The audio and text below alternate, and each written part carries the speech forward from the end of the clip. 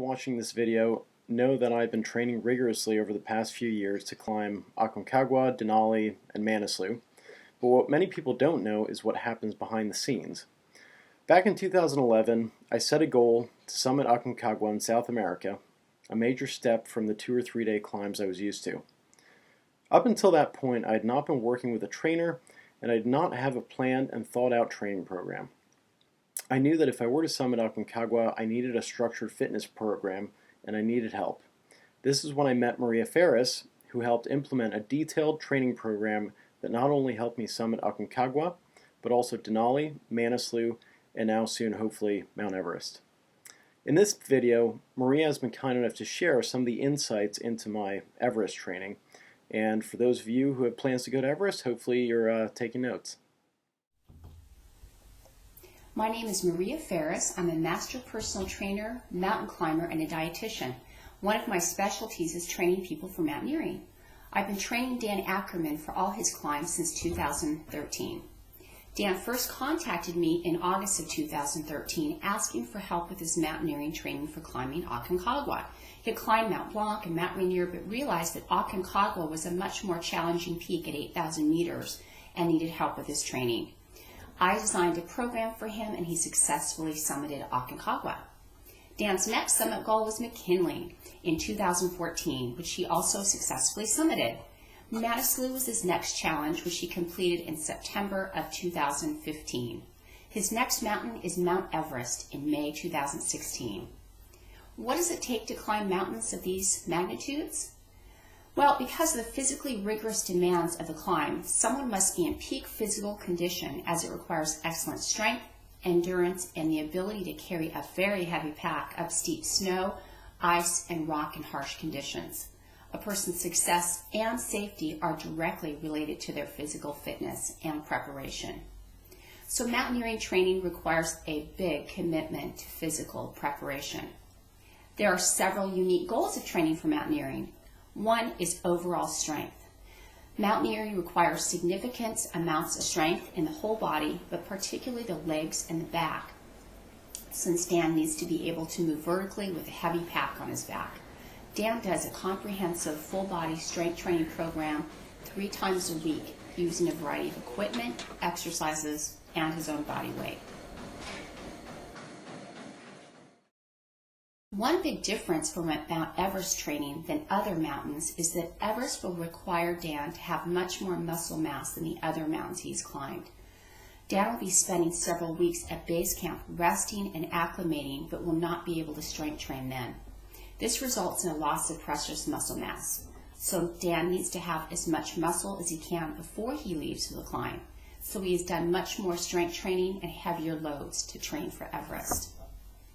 Mountaineering also requires optimal core control and stability. Most people don't realize that all movements of the extremities originate in and emanate outward from the core. The deep abdominal wall muscles are activated approximately 30 to 50 milliseconds before arm or leg muscles in any activity. So core control and stability provides the working foundation for the legs and the girdle. Dan will be traveling over unstable terrain and needs to have the ability to quickly react and ice axe to rest to save himself in the event of a fall. Dan does a variety of core training exercises to improve his core strength. Optimal balance is required. Balance for a mountaineer means the ability to move efficiently over rough terrain, and one-leg balance is particularly important for the mountaineer. When a mountaineer climbs, he is on one foot for a fraction of a second before pushing off and landing on the other foot. Dan trains his balance with something called the crossover cone touch. Mountaineering requires power in the legs. Power is the ability to generate force quickly. Think about sitting in a soft couch versus a hard wooden chair. When you go to get up and push yourself off of the chair, which surface is easier to push off of? The hard chair provides a stable base for you to push off of, so it's easier. If you have a strong and stable body, you will be able to generate more power more efficiently. A mountaineer spends hours walking on a soft, snowy surface. Dan does rotating medicine ball jumps to improve his power. Increasing cardiovascular endurance and the energy systems used for mountaineering is also important. Our bodies rely on 3 different energy systems for performing work. These 3 systems generate a molecule that provides the energy to the working muscle. One system is called the aerobic system, and that's the system Dan will rely on most for providing energy over his multiple hours long climb. To train for this, Dan does long cardio programs like lengthy biking, swimming sessions, and running 17 to 20 miles, for example. This type of aerobic training helps increase his endurance. In addition to the aerobic system, our bodies also rely on 2 other systems called anaerobic systems to generate energy for short periods of extremely hard physical activity.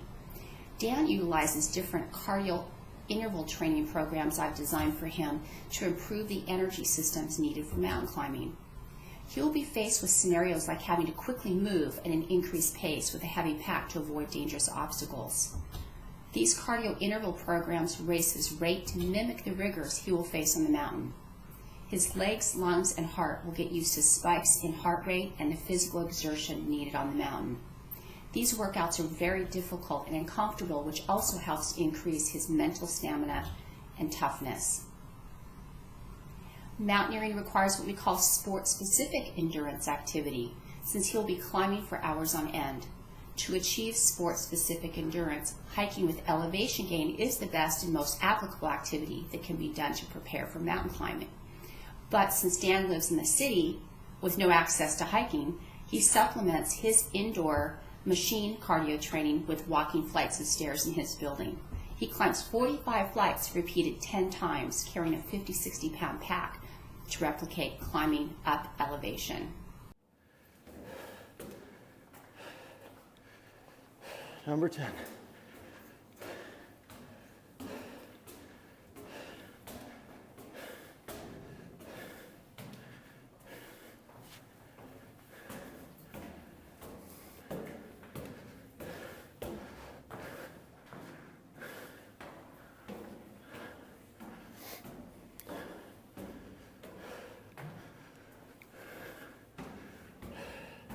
And summit. There was the building 10 times, about 450 stories, times I think 12 steps per story, something like that. I lost count. Dan also stretches his major muscle groups. He does this by doing self-myofascial release, also called foam rolling. Then he does traditional stretches. Foam rolling done before stretching increases flexibility better than stretching alone. Rest is also an important aspect of mountain climbing training to promote good recovery. But Dan's rest days aren't a day off from exercise. His rest days include shorter, less intense versions of recreational activities such as walking and shorter bike rides or swim. In the end, the overall goal of mountain training is to build strength and staying power so that Dan can go faster, farther, feel stronger, longer, and be mentally tougher on the mountain.